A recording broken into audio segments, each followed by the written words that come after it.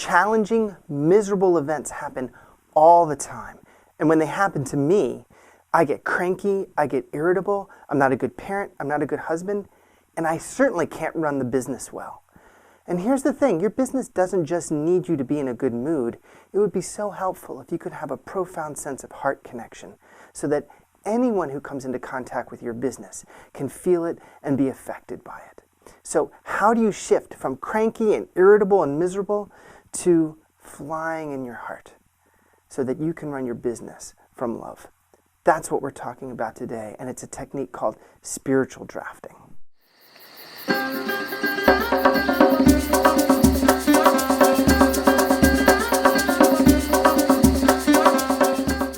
Hi, I'm Mark Silver from Heart of Business, and today we're going to be talking about spiritual drafting. Back in college, a friend of mine, Joe, we were out bicycling, and he said, put your front wheel just a few inches behind my rear wheel while we're riding. And it's a little nerve-wracking riding that close to someone, but when I did, what I found was that his being in front and me being that close, I was in his slipstream, and it broke all of the friction from the wind. It made it so easy to just kind of fly along with no effort. And you can use the same approach to connect your heart to something very profound. I first heard about spiritual drafting in this sense from a teacher of mine when I was in my Sufi training, and he said, it can be hard to attain certain states in your heart, and you can do all the spiritual practice on your own that you want, but there's something really profound about getting right behind somebody else's heart and clinging to that and receiving from that and letting them cut all the resistance, and you can fly along in a really deep spiritual state. What it does is as your heart begins to taste that state of somebody who's really holds a beautiful heart space.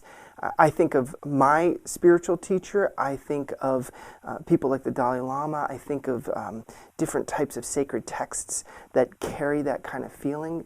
You may know somebody in your life, and it can be an amazing experience to have your heart immersed in that and come to know that more and more so that you can carry it for yourself.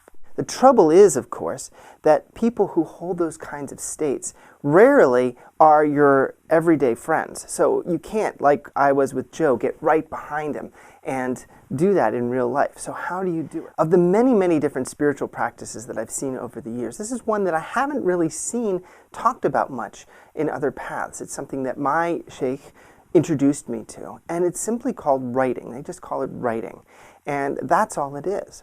So what are you writing? You take some text and you write it, you copy it word for word. You get paper, you get pencil, you get the text, and you copy it word for word. This is actually surprisingly profound. I've been shocked by the effect of doing this, especially over time.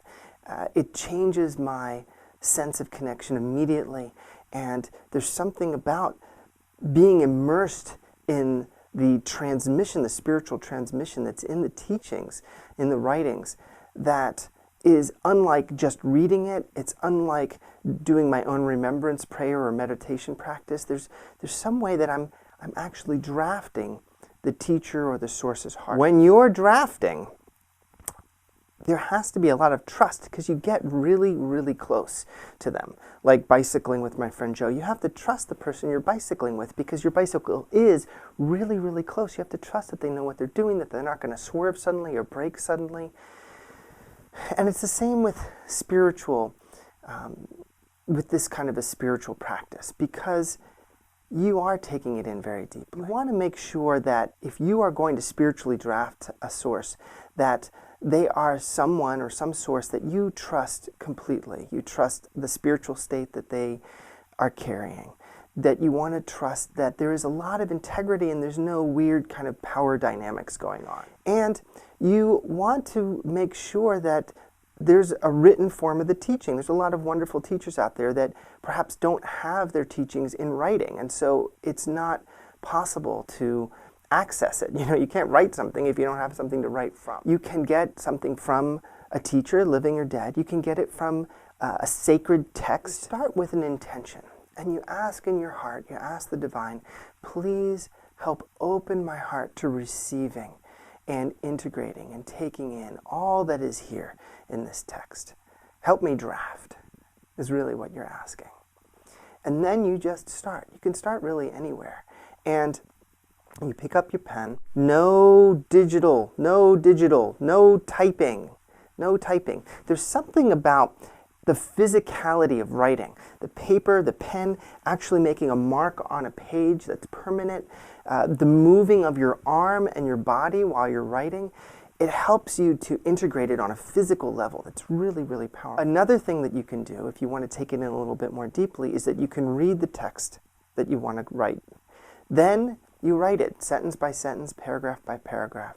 And then at the end you read it again. And then you can sit in contemplation or prayer or remembrance and let your heart really soak it in. I've been on retreats where I've spent hours doing this kind of writing, but in my daily practice I spend maybe 15 minutes. Maybe there's a few paragraphs or one page that I end up writing a day. And what I've noticed is that the cumulative effect of doing this over and over and over again, day after day, is that my heart just shifts into this beautiful space that I can then hold more and more solidly. If you've been struggling with spiritual practice on your own, if you've been struggling to try to attain a heart space that you feel really good about and you feel like you have a presence that other people are going to be impacted by, I want to suggest that you try drafting by putting your pen just inches behind the teachings, the written teachings of someone that you really trust. Try it out.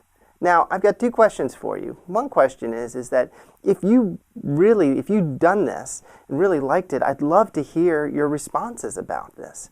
And the second question is that if you don't like this or you think it's kind of funny or strange, I'd love to hear some feedback and what comes up for you around it. I'm really curious. Thank you very much. This has been Mark Silver with Heart of Business, and I wish the very best to you and your business. If you've liked this and you want more, please come to our website, heartofbusiness.com/webtv, and you can find many more episodes. You can sign up for our newsletter and get more goodness. Every single week we give to thousands and thousands of subscribers around the world. And I just am loving being able to be in connection, and I'd love to hear more from you.